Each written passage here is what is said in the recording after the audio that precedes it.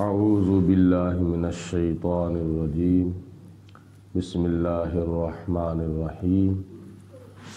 قال اللہ تبارک و تعالی فی القرآن المجید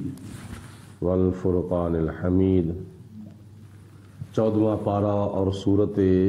نحل کی آیت نمبر 84 ہے،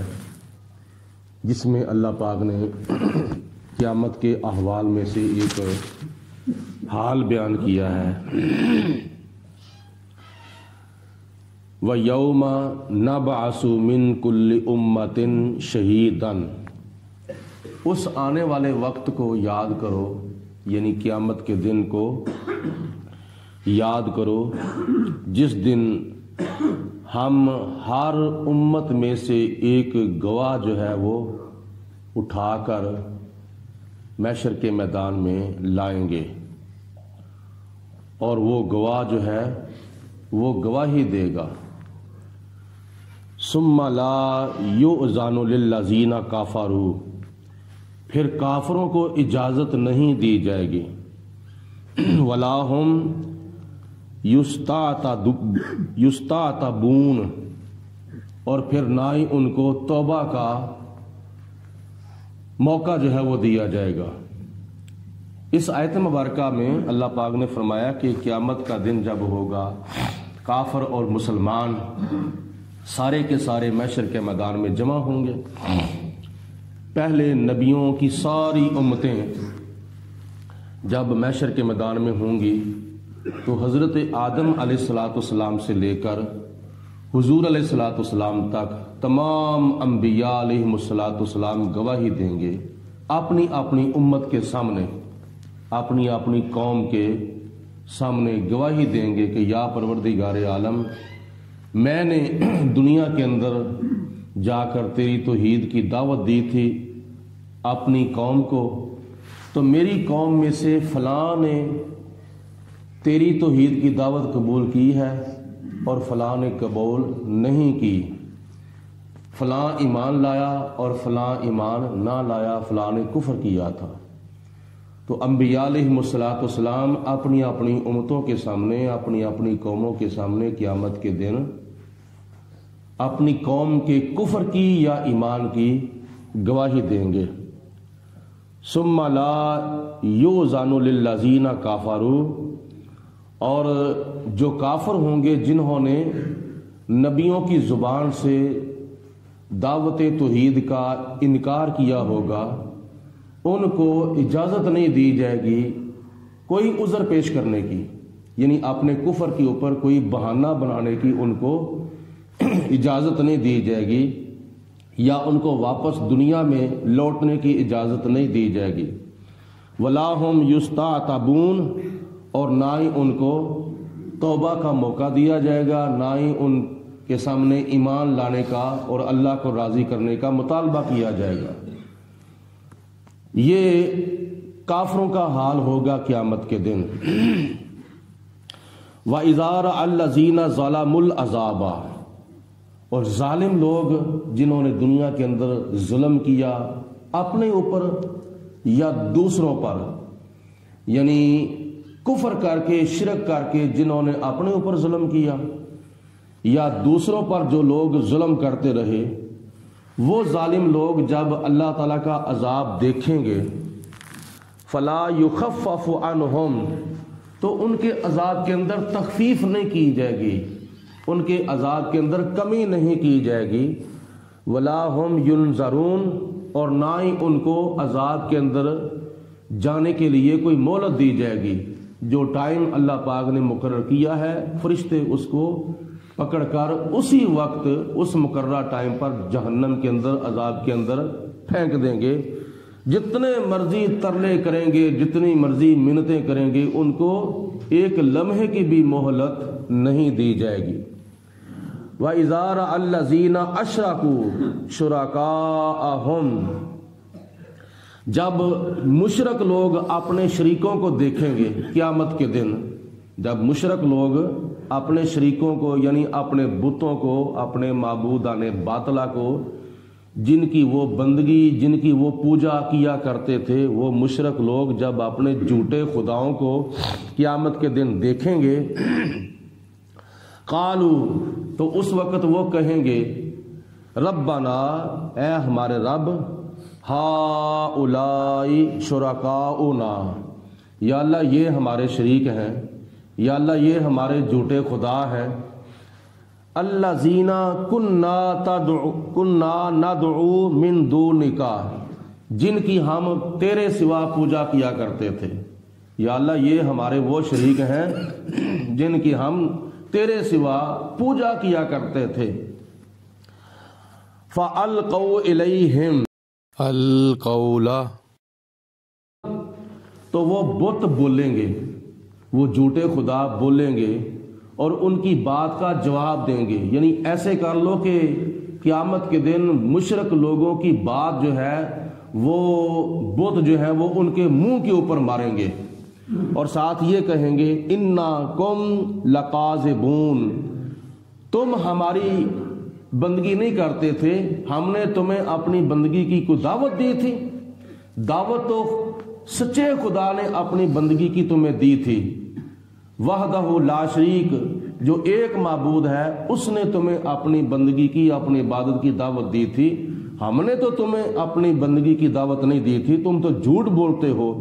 تو قیامت کے دن بت بھی بولیں گے، اور اللہ تعالیٰ کی ذات بابرکات نے ایسی بے جانوں اور بے زبان چیزوں کا بولنا ممکن فرمایا ہے۔ دنیا کے اندر نبی پاک علیہ الصلوۃ والسلام کے ظاہری زمانہ حیات کے اندر کئی بے زبان چیزیں بولتی رہی ہیں، پتھر بولتے رہے، درخت بولتے رہے، ابو لہب کی مٹھی کے اندر کینکریوں نے کلمہ پڑھا، تو اسی طرح یہ بت قیامت کے دن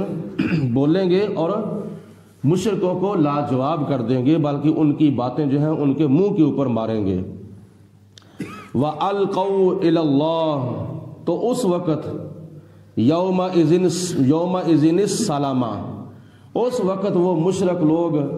اللہ تعالیٰ کے سامنے گر جائیں گے اور اللہ تعالیٰ کی طرف وہ صلح کی پیشکش کریں گے، یعنی خدا کو راضی کرنے کی کوشش کریں گے۔ اللہ تعالیٰ فرماتا ہے اس وقت پھر ان کی یہ صلح جو ہے وہ قابل قبول نہیں ہوگی، اور خدا کو جتنا مرضی اس وقت راضی کرنے کی کوشش کریں لیکن ان کی کوشش جو ہے وہ کامیاب نہیں ہوگی، اللہ پاک ان کی توبہ قبول نہیں فرمائے گا۔ وَضَلَّ عَنْهُمْ، اور جتنی باتیں بھی وہ دنیا کے اندر کرتے تھے،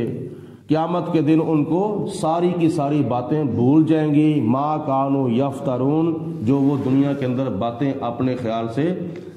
گھڑا کرتے تھے۔ الذین کفروا، جن لوگوں نے کفر کیا، وصدوا عن سبیل اللہ، اور جن لوگوں کو ان کافر لوگوں نے اللہ تعالیٰ کی راہ سے منع کیا۔ کئی لوگ ایسے ہوتے تھے کہ جو نبی پاک علیہ الصلوۃ والسلام کے پاس آنے کی کوشش کرتے تھے، چلو جا کے دیکھتے ہیں، مسلمانوں کے نبی سے کچھ باتیں کرتے ہیں، ان کی پیشانی، ان کا چہرہ دیکھتے ہیں، ان کا اخلاق، ان کا کردار دیکھتے ہیں، ہمیں کوئی بات ان کی پسند آ گئی تو ہم کلمہ پڑھ کے مسلمان ہو جائیں گے۔ تو جب کوئی اس طرح کا کافر آتا تھا تو یہ پکے کافر جو ہوتے تھے وہ راستے میں کھڑے ہو جاتے تھے اور ان کو نبی پاک علیہ الصلوۃ والسلام تک پہنچنے نہیں دیتے تھے، بلکہ ان کے دلوں کے اندر راستے میں ہی غلط فہمیاں ڈال دیتے تھے۔ تو خدا فرماتا ہے یہ لوگ جو کافر ہیں، وصدوا عن سبیل اللہ، جو اوروں کو بھی گمراہ کرتے رہے، اللہ تعالیٰ کے راستے سے روکتے رہے، زدناہم عذابا فوق العذاب، یہ لوگ وہ ہیں جو خود بھی گمراہ تھے اور اوروں کو بھی گمراہ کرتے تھے۔ قیامت کے دن ہم ان کو 2 گنا عذاب دیں گے، ان کے عذاب کے اوپر اور ایک عذاب کا اضافہ کر دیں گے۔ گمراہ کو کیا نام ہے سنگل عذاب ہوگا،